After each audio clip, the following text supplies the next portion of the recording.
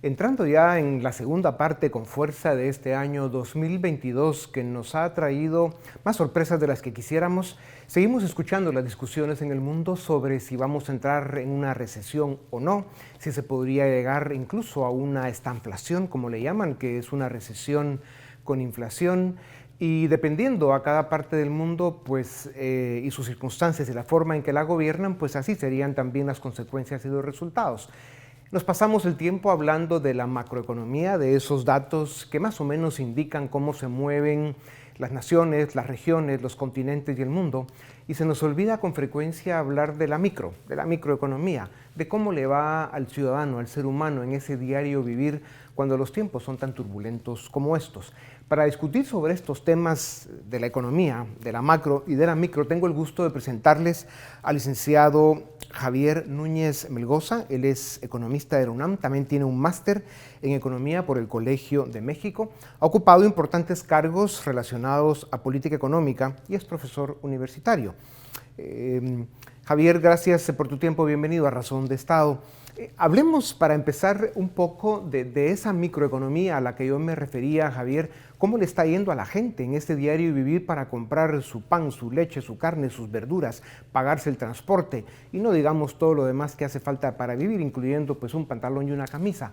¿Cómo ves tú que le está afectando a los pueblos latinoamericanos este impacto que nos ha traído pues, las políticas fiscales, monetarias, crediticias que han usado los gobiernos agravados por digamos, una invasión criminal en Ucrania y toda la debacle que se ha armado en el mundo de la energía y del suministro de alimentos? ¿Qué tal, Dionisio? Encantado en estar con ustedes. Bueno, el panorama económico es muy complicado, hay muchas variables en juego. Lo que dices tú es cierto, el año 2022 ha sido un año convulso y aún no termina.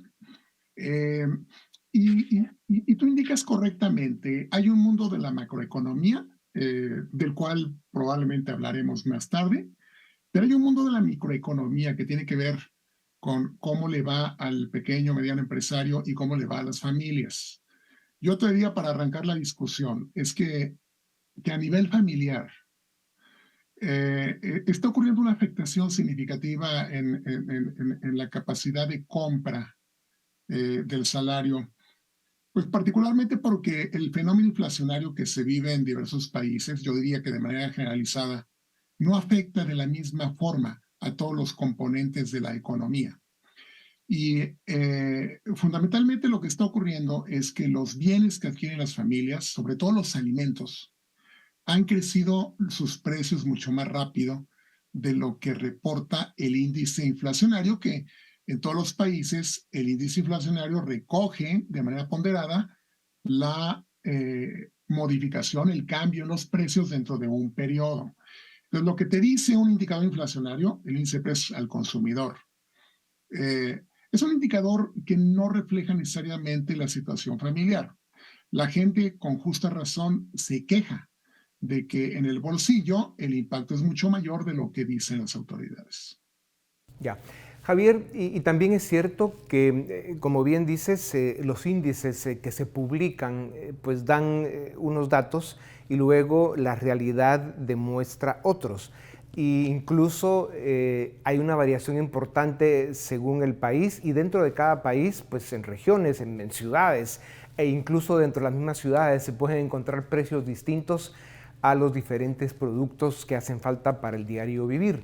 Y claro, ahí es donde viene la complejidad del manejo político y económico en las naciones, sobre todo de América Latina, donde los gobiernos pues obviamente quisieran que todo sea gratis si es posible, que los productores pues sigan produciendo sin costo alguno y vivir en ese pues, paraíso que en la tierra ya sabemos que no existe. Siempre al final la mejor solución con todos los dolores que tiene pues va a ser dejar que los procesos productivos continúen, que se acomoden, que haya un mercado lo más libre posible para que la oferta de productos, de bienes y servicios pues pueda ir encontrando pues esa posición óptima, ¿no? Donde le logre dar acceso a la gente. Pero esto se logra solo si hay competencia. Y luego el otro tema que mencionaste entre líneas es los ingresos, ¿no? La inflación que está pagando el consumidor es más alta que la que reportan los índices, y también pasa lo mismo con los ingresos, ¿no? O sea, los ingresos no están subiendo a la velocidad que están aumentando pues los costos del diario vivir. ¿En qué momento se cierra ese círculo para que la gente otra vez sienta un alivio, al menos similar al que se sentía antes de la crisis de salud, que tampoco era perfecto, pero es la realidad del mundo? Mira, Dionisio, yo pienso que la inflación es probablemente el peor de los impuestos, porque normalmente los salarios se negocian con base en el índice de inflación oficial del periodo anterior. Entonces, siempre los salarios, cuando se dan los incrementos, las negociaciones entre los sindicatos y los empleadores, se ajustan por debajo del incremento de precios. Esa es la verdad, ¿no? Eh, Mientras más alta la inflación, mayor es la pérdida de poder adquisitivo. Yo creo que en este momento, salvo contadas excepciones, en términos generales, no tenemos un problema inflacionario significativo, al menos Guatemala no lo tiene. La inflación en Guatemala se espera que fluctúe alrededor del 4%. En México tenemos un problema porque nuestra inflación, el día de hoy salió la cifra, anualizada está en 8.6%, y en Estados Unidos también anda en el rango del 8%.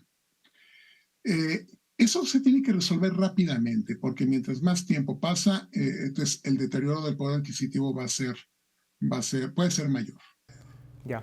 Javier, y el hecho de que estamos viviendo las consecuencias de pues, las políticas fiscales y monetarias de los gobiernos del mundo debido a la crisis de salud, agravada esta crisis por una invasión criminal en Ucrania. Esto está generando dos crisis grandes que son más fáciles de identificar. Uno, el problema energético en el mundo, cómo han subido los precios de las materias primas para producir energía. Y dos, la cadena de suministros para los alimentos. Sabemos que en la energía se irá encontrando alguna solución porque hay alternativas, los mercados se van acomodando y de alguna forma esperamos que la locura del Kremlin la pongan en orden y no escale a más el conflicto militar.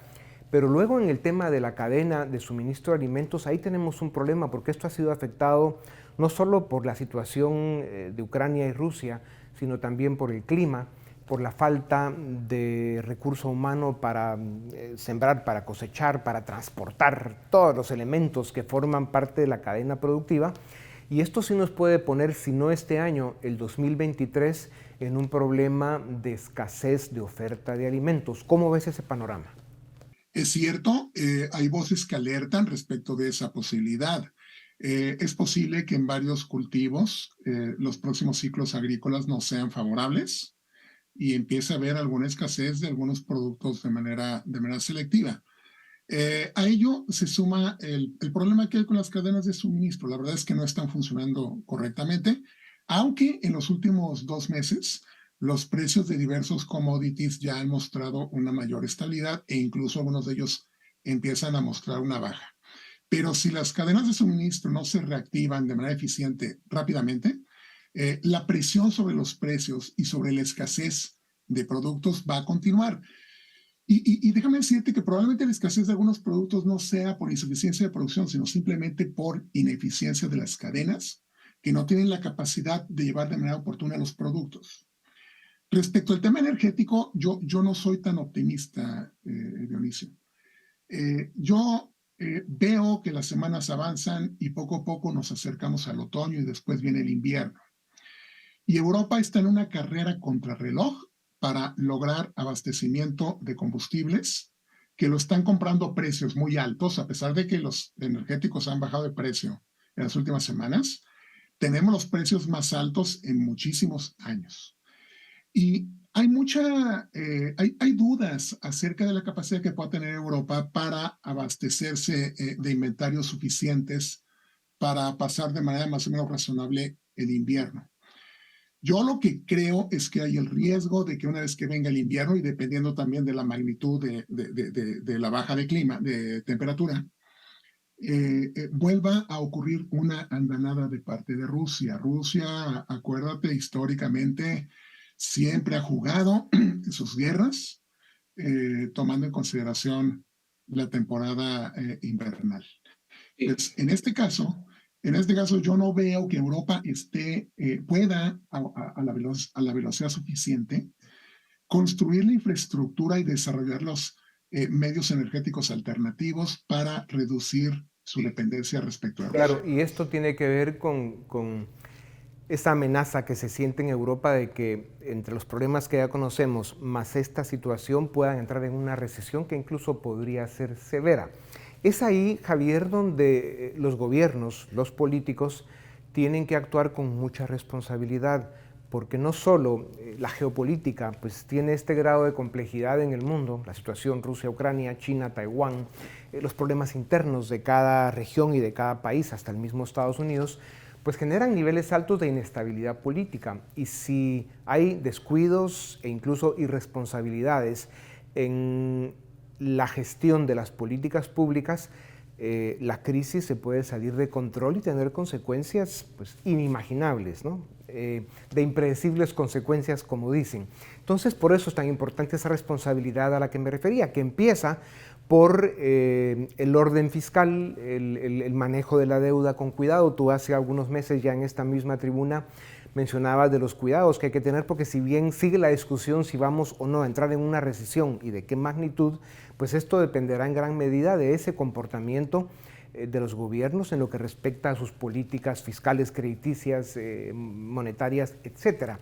¿Tú crees que aprendimos las lecciones y que en general, sobre todo el mundo occidental, está entrando en una etapa de más juicio y responsabilidad? Bueno, yo te diría que fundamentalmente el problema de desequilibrios monetarios, fiscales que vivimos es un problema que proviene de los países desarrollados, más que de los países periféricos. Evidentemente hay algunos países periféricos que se excedieron durante los últimos años, pero el problema fundamentalmente proviene de la respuesta que varios países desarrollados dieron a la situación que se enfrentó con el COVID. Estados Unidos, por ejemplo, incrementó 25% su gasto federal y local en un plazo menor a 2 años, probablemente en un año, lo cual representa aproximadamente 10% de su Producto Interno Bruto. Es una cantidad inmensa, sin precedentes en tiempos, digamos, de paz, un incremento de tal magnitud en una economía. Pero también ocurrió en Alemania, ocurrió en Inglaterra, ocurrió en Francia, etcétera, ¿no? En Japón incluso. Entonces, el problema que tenemos en los países latinoamericanos es que buena parte de nuestro futuro económico depende de esa responsabilidad que tú señalas en los países desarrollados. Están ocurriendo fenómenos políticos importantes. En Inglaterra ya hubo un cambio de primer ministro. En Estados Unidos hay una probable acusación en contra del expresidente Trump. Entonces, como tú bien dices, tenemos que ser muy cuidadosos y vivimos en un sendero muy estrecho, ¿no? En el cual no puedes equivocarte porque puede tener consecuencias catastróficas. Ya. Javier, regresando un poco al ciudadano común y corriente, al de a pie, al que le toca sufrir los impactos de la micro, ¿cómo debe manejar un jefe de familia, un ciudadano, la complejidad de este mundo que estamos viviendo? No solo tenemos situación de a veces escasez de trabajo, ingresos insuficientes, proceso inflacionario, la política bastante fuera de control en la mayor parte de América Latina, o sea, gobiernos disfuncionales, ineficientes, altos niveles de corrupción. O sea, hay una serie de dinámicas que han acomplejado de una manera extraordinaria los tiempos. O sea, estamos en una especie de etapa de suma de crisis sin resolverse que podrían llegar a formarnos eso que llaman tormentas perfectas. ¿Cómo se defiende en contra de eso el ciudadano, el jefe de familia? Es cierto que las remesas familiares desde México y pasando por una buena parte de países de Centroamérica hasta algunos de Sudamérica, pues tienen un alivio con eso, ¿no? Que es un ingreso que llega y que alivia y que de alguna forma sostiene incluso algunas economías en gran medida. Pero en general, ¿cuáles serían tus 3 o 4 consejos vitales para ese ciudadano que está viendo este mundo que no entiende? Yo lo primero que te diría es que para el ciudadano común es muy difícil entender los procesos económicos y políticos. Entonces yo te diría que la gente debería de tratar de informarse, pero la verdad es que para la gente de a pie es muy difícil mantenerse informado y procesar la información. Entonces hay que ser prácticos y yo lo que te diría es que todo lo que tenemos que hacer es hacer un plan presupuestal y revisar muy bien nuestros ingresos y hacer una reflexión acerca de las perspectivas de nuestros ingresos. Es decir, si soy asalariado, debo asumir que en la próxima revisión salarial lo que se me dé no va a alcanzar para reponer la pérdida inflacionaria. Eso hay que asumirlo, porque como personas es muy difícil oponernos a ello, ¿no? Si somos empresarios, pues tenemos que empezar a hacer una revisión más cuidadosa acerca de cómo se están moviendo nuestros mercados. A nivel familiar, hay que hacer un presupuesto y hay que revisar la manera como venimos gastando. Y hay que priorizar y darle prioridad a aquellos gastos necesarios y tratar de ver dónde se puede hacer algún esfuerzo de eficiencia, de recorte, de racionalización de nuestro gasto. Y algo muy importante, Dionisio, hay que tener cuidado con la deuda. Hay que ser muy prudentes con decisiones de endeudamiento. Hay que cerrar los oídos ante las tentaciones de comprar a crédito equipo electrónico, televisores, etcétera, que realmente, que probablemente no necesitamos en este momento. Sí. Javier, y hablando de eso de no necesitar, yo estoy seguro que todos hemos tenido el privilegio de conocer a esos seres humanos a los que uno ve como los más libres que uno puede conocer, porque pueden vivir con muy poco, ¿no? Y los que menos necesitan para vivir, pues tienen más libertad de alguna manera. Y es que vivimos en un mundo de altas expectativas, muchas de esas expectativas creadas o construidas por ese mundo al que llaman del consumismo y de la hiperinformación, donde nos están, digamos, metiendo una serie de temas para provocar que gastemos. Y luego la realidad está muy abajo de esas expectativas. Y entonces hay sectores de la sociedad o grupos pues que lo que acumulan es frustración, ¿verdad? Porque quieren acceder a un mundo al que no pueden acceder por tema de presupuesto. Por eso también hay que hablar acá de una especie de cambio cultural, ¿no? De revisar los valores que nos acompañan por la vida y cabal llegar a esa conclusión, ¿no? ¿Cuánto necesitamos realmente, no solo para vivir, para ser razonablemente felices, ¿no? Y esa es un poco la clave de la vida, que es discusión para otro día y a lo mejor con una copa de algo enfrente, o con un buen tequila, en el caso de México, Javier, pero en todo caso, sí es muy importante el que, como bien lo dices, en esta etapa que está viviendo el mundo, pues tomemos conciencia de esta discusión, ¿no? Para empezar a tenerla primero con nosotros mismos y luego con quienes nos rodean para poner orden y sentirnos mejor, porque es al final de lo que se trata, ¿no? La psicología juega un papel importante. ¿Qué papel crees que está haciendo ese factor en esta etapa convulsa del mundo? Bueno, en situaciones como esta tenemos que emprender un proceso de reflexión, como bien señalas, y tenemos que aprender a vivir con menos. Y tenemos que estar preparados para vivir con menos, sobre todo quienes ya estamos en una edad madura y nos acercamos ya hacia nuestro último tercio. Es muy complicado llevarlo a la práctica porque las últimas décadas han sido de exuberancia, ¿no? Entonces, la gente se acostumbra al consumo y le gusta, lo disfruta. Entonces, pues tenemos que hacer un esfuerzo de introspección para determinar, como tú dices, qué son las cosas que nos hacen felices y a partir de ahí, evidentemente, se trata de establecer una escala de valores, ¿no? Eso es inevitable. A partir de ahí, también tienes que definir tu escala de consumo y tienes que ver para lo que te alcanza. Sensatamente, sin sacrificarte demasiado, sin castigarte, pero pensar desde un punto de vista racional, ético, ¿cuál es el nivel de consumo que realmente requerimos para tener un grado satisfactorio de vida, ¿no? Yeah. Pues Javier, con eso dicho, creo que cerramos con Estrella. esta ecuación de la vida, ¿no? Que al final es un arte, no tiene nada de técnico, pues tiene mucho que ver con esos valores que uno logra identificar y con los que uno logra vivir para lograr esos niveles de satisfacción a los que uno siempre, sobre los que uno siempre concluye que no es lo material lo que te hace feliz, sino otras cosas que normalmente no hay que comprarlas, ¿no? Así que en todo caso, Javier, gracias por tu tiempo. Sigamos observando lo que está pasando a nuestro alrededor, sobre todo en América Latina, en este mundo tan complejo. Esperemos que la tecnología nos traiga algunas soluciones para poder vivir mejor con bastante menos, porque así debería ser. Para eso debería servir en gran parte la tecnología y, como dicen, que Dios nos acompañe. Javier, muchas gracias. A ustedes también gracias. Esto es Razón de Estado. Suscríbete y nos ayudas a defender y a promover los valores de la libertad.